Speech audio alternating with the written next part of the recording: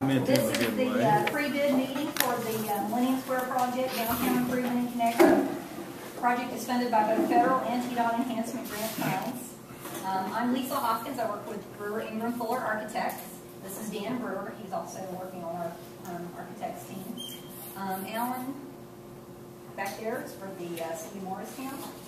And if you have any other questions, you would typically direct them to either Alan or one of us. So. Please sign in. This is a mandatory pre-bid meeting, so especially if you're a prime bidder, make sure your name is on the sign-in sheet.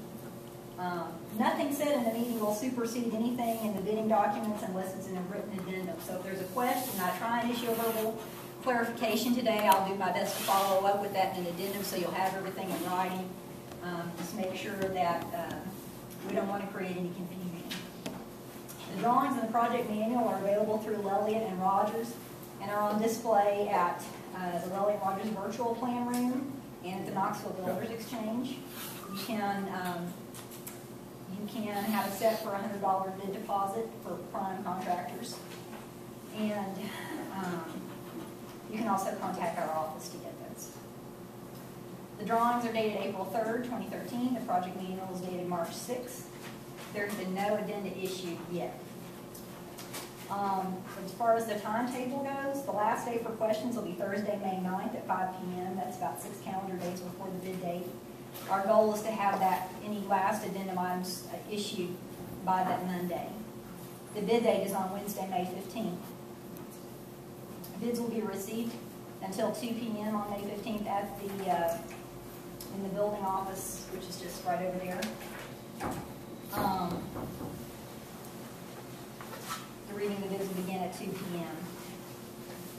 Bids must include a 5% bid bond. You have to completely fill out and sign all forms in the bid form section of the project manual, including the bid envelope cover. There is no requirement for the general contractor or subcontractors to be TDOT pre-qualified. That's been waived. But the general contractor will be required to show proof of licensure before a contract is signed. Conditional or qualified bids will not be accepted. There is a 10% disadvantaged business enterprise goal for this project, which must be met or exceeded. Firms which meet this certification are listed on TDOT's Small Business Development website, and all bidders must submit the DBE award information form in the project manual within 3 days of the bid opening to demonstrate compliance. So don't miss that. The project is located in downtown Morristown. It consists of an elevated parking lot on fill and a facade structure with retaining wall and stairs.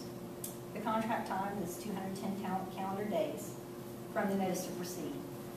Liquidated damages are required by TDOT, $470 per day.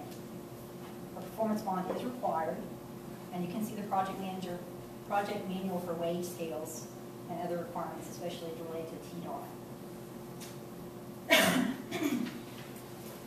Unit prices are required for bidding per TDOT line items, and you'll see those on the bid form. Remaining cost items have been put into CSI categories, and you should use those to pick up any items not covered on the TDOT unit cost sections. In accordance with federal regulations, the general contractor is required to self-perform 30% of the work in contract price, excluding specialty items, and those are listed in SP 108A of the project manual. And just so you have the project manual, you should be able to see what those sections are.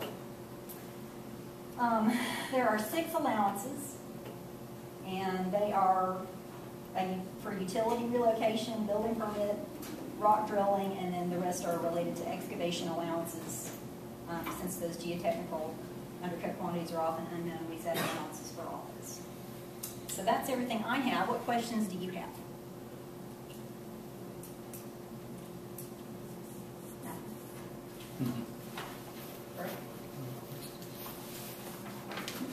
Can we get a copy of the sign-in sheet? Yes. If you will put your, let's see what I'll do is, you will let me know if you want a copy of the sign-in sheet. Give me your name, and we'll make sure we want to send it to you. What's your name, sir? Todd Butler. I'll give you a card and have all the information on it. Okay. This is going to be a short meeting. Your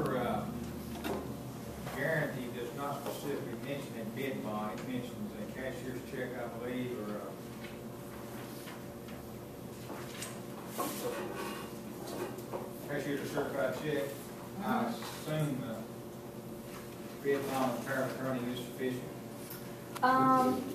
That is clarified in the instructions to bidders, I believe, and there is an alternative to a bid bond, but let me verify the exact wording of that before I mistake.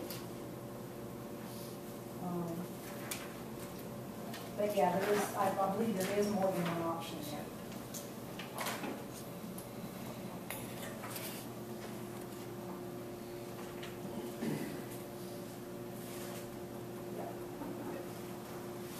Let me verify that, and I'll clarify on the next addendum where to find that information. Back to your allowance, there's 6. Uh-huh.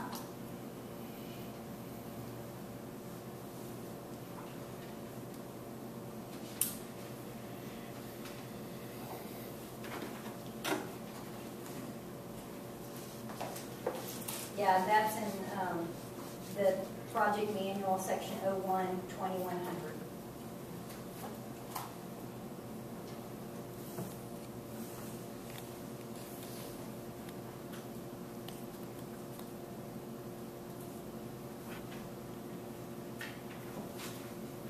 Any other questions? All right, then we're done. Thank you very much for coming.